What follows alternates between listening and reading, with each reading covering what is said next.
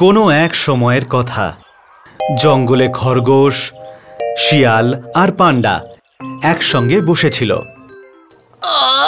আমার খুব খিদে পেয়েছে। পেটুক, তোর তো দেখছি সব সময় খিদে পায়। যাও গিয়ে জঙ্গল থেকে কিছু ফল খেয়ে নাও। আমাকে কিছু মিষ্টি বা অন্য কিছু খেতে হবে। তাহলে আলাদা মিষ্টি কোনো ফল জঙ্গলে নেই। আমি বলছিলাম আমার মিষ্টি খেতে ইচ্ছা করছে। কিন্তু দাদা, আমার কাছে তো মিষ্টি নেই। তিনজনই ভাবতে শুরু করলো। আচ্ছা, আমরা মিষ্টি বানালে কেমন হবে? তাহলে দারুণ হবে, কিন্তু আমরা কি বানাবো? পায়েস। পায়েসের নাম করতেই তিনজনেরই জিভে জল চলে এলো। আমি কিন্তু পায়েস খুব ভালো বানাই।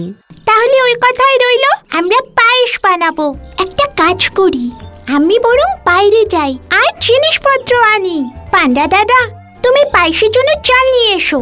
শিয়াল, তুমি দুধ আর আমি চিনি নিয়ে আসি। তিনজন বিভিন্ন দিকে চলে গেল। শেয়াল পৌঁছে গেল দুধওয়ালার বাড়ির বাইরে আর আড়াল থেকে দেখতে লাগলো। যখন দুধওয়ালা নিজের ঘরে গেল, তখন শেয়াল একটা দুধের হাঁড়ি চুরি করে নেয় আর ওখান থেকে চলে যায়।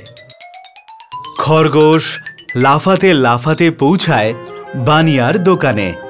তখন সেখানে কেউ ছিল না। খুব ভালো, দোকানে কেউ নেই। খরগোশ চিনি দেখতে পেল আর সুযোগ বুঝেই চিনি চুরি করে পালালো। পান্ডা পৌঁছলো ধানের ক্ষেতে আর পান্ডা কিছু ধান তুলে একটা বস্তায় ভরে জঙ্গলে চলে যায়। বাঁশঝাড়ের কাছে তিনজনে ফিরে আসে আর পান্ডা ধান ঝাড়তে থাকে আর সেখান থেকে চাল বেরিয়ে আসে। আরও অনেকটা চাল জড়ো করে। শেয়াল দুধের হাঁড়িটা ওখানে রাখে আর খরগোশ চিনি। তিনজনেই ভীষণ খুশি হয়। আর কিসের অপেক্ষা, চলো তাড়াতাড়ি পায়েস বানাই। আমি আগুনের ব্যবস্থা করছি। পান্ডা কিছু ডালপালা আর পাথর নিয়ে আসে আর সেগুলো দিয়েই উনুন তৈরি করে আর পাথর ঘষে আগুন জ্বালায়। দারুণ দাদা, এবার আমি পায়েস বানাবো। শেয়াল দুধের হাঁড়িটা আগুনের উপরে রাখে আর তারপর তার মধ্যে চাল আর চিনি দিয়ে দেয় আর একটা ডাল দিয়ে সেটা ঘোরাতে থাকে। তিনজনের নজর শুধু পায়েসের উপরেই ছিল। শেয়াল অনেকক্ষণ ধরে পায়েসটা জ্বাল দেয় আর আস্তে আস্তে পায়েসের গন্ধ ছড়িয়ে পড়ে। তিনজনেই ভীষণ খুশি ছিল, কারণ পায়েসটা হয়ে গিয়েছিল। পায়েস তৈরি হয়ে গেছে। তাহলে অপেক্ষা কিসের? আমার কিন্তু মনে হচ্ছে যে আমাদের গায়ে খুব ময়লা জমে আছে। আচ্ছা, আমরা স্নান করে এসে তারপর পায়েস খাই। ময়লা তো আমার গায়ে আছে। তাহলে চলো নদীতে স্নান করে আসি। তিনজনই নদীর সামনে পৌঁছয়। ওরে বাবা রে, এই জল তো খুব ঠান্ডা। আমি চললাম পুকুরে স্নান করতে। তোমরা দুজন স্নান করে পায়েস খেতে চলে এসো কিন্তু, ঠিক আছে? আচ্ছা ঠিক আছে, আমরা পৌঁছে যাব।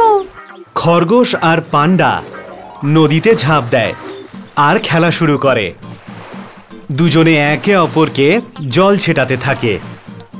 চলো দাদা, আমারও তর্স হয়েছে না, আমরা গিয়ে বরং পায়েস খাই। তাড়াতাড়ি চলো।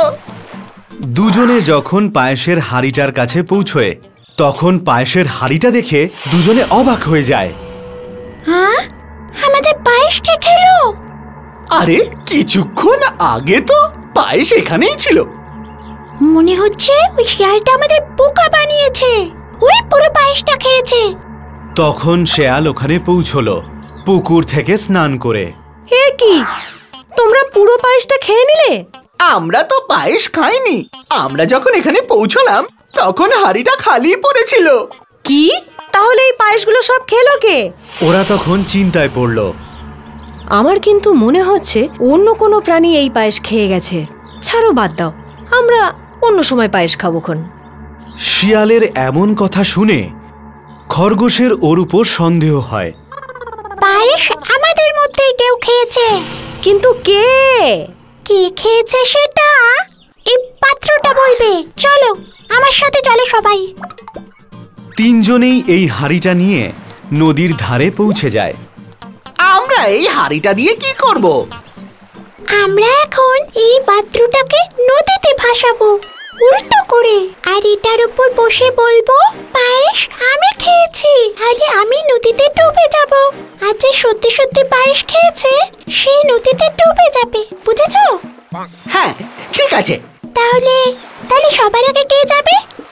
খরগোশ নদীতে হাঁড়িটা উল্টো করে ফেলে আর তার উপর চড়ে বসে। যদি আমি পায়েস খেয়ে থাকি তাহলে আমি নদীতে ডুবে যাব। খরগোশ নদীতে ডুবে যায়নি।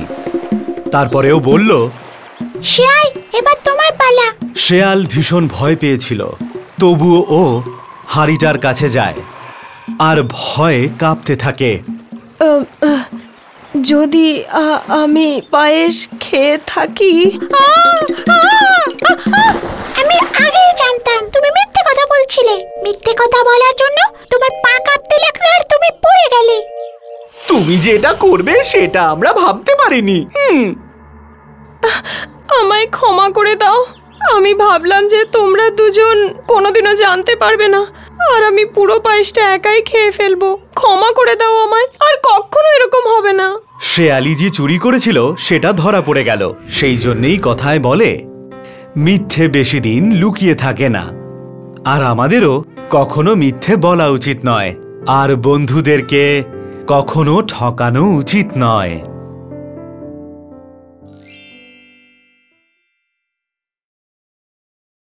যদি আপনারা আমাকে এইভাবেই দেখতে চান তাহলে এই ভিডিও অবশ্যই শেয়ার করবেন, আর হ্যাঁ, এই চ্যানেলকে সাবস্ক্রাইব করতে ভুলবেন না।